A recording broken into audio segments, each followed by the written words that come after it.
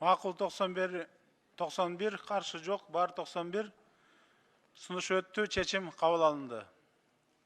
1997 жылдан бери Кумтөр Синтаранын колунда болуп келсе, азыркы тапта башкаруу тизгини Кыргызстанда.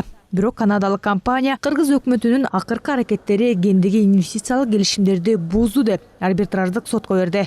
Өкмөт бул маселе боюнча соттошууга толук даяр экенин жар салып, утуп чыгууга негиз бар деп ишендирүүдө. Ошентсе да учурда өлкө эл аралык сотто Синтараны жеңе алабы деген суроо ачык бойдон турат. Дүйнөлүк аренада Кыргызстандын беделинен көп нерсе көз каранды. Демек канадалык компания менен тең ата сүйлөшүү үчүн генге байланыштуу коррупцияга катыштыгы бар ар бир чиновниктин күнөөсү далилдениши керек деген эксперттер айтууда.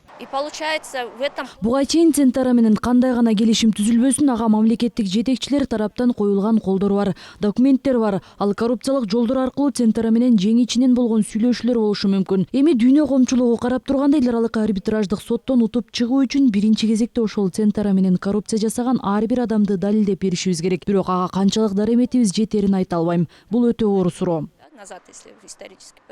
Анткени менен айрым серепчилер Кумтөрдөгү азыркы акыбал менен Кыргызстан эл аралык соттон утуп чыгууга мүмкүнчүлүк бар деп жатышат. Анткени экологиялык эрежелерди бузганы, мөңгүлөрдө таштандылардын сакталгандыгы чындык. Бул маселе буга чейин дагы көтөрүлгөн менен аны ушундай деңгээлге чыгарууга буга чейинки президенттердин саясий эрки жетпей келгенин Жогорку Кеңештин мурдагы төрагасы Ишембай Кадырбеков айтууда. Ошондуктан азыркы тапта кыргызстандыктар ич ара бөлүнбөй бир муштумга биригиши керек. Кадырбековдун айтымында Кумтөр боюнча чечим өз маалында кабыл алынды. Эмне үчүн алар болсо болгон калдыктардын баарын мөңгүнүн үстүнө төгүп атышты?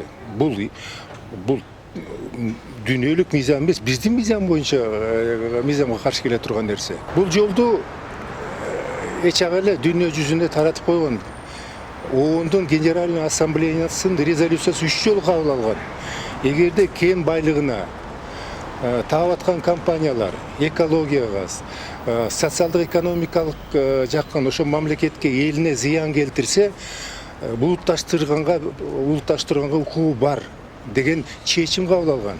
Араб мамлекеттери, Иран, тиги Латын Америка мамлекеттери бүт улутташтырганда бир да сот караган жокту. Эмченде Генеральный ассамблеянын чечими бар. Ошол эле маалда эл аралык арбитраждык сотто кооптуу жагдайлар бар экенин юристтер дагы белгилешет. Кыргызстан экология маселесинде утканы менен башка келишимдер боюнча көп чыгашыга кептер болуп калуу ыктымалдыгы жогору. Андыктан өлкөдөгү күчтүү, билимдүү юрист эксперттерди биргеликте иш алып барууга юрист Таттүбү Эргешбаева чакырууда. Бүгүнкү күндө мисалы Кумтөр бизде эл аралык арбитраждык сотко келишимдин толугу менен аткарылбаганы үчүн Кыргыз Республикасы тарабынан, экинчиден кандайдыр бир кысым же басым үстүнөн болгон үчүн берсе, биз андан дагы көбүрөөк акча төлөп калышыбыз мүмкүн да.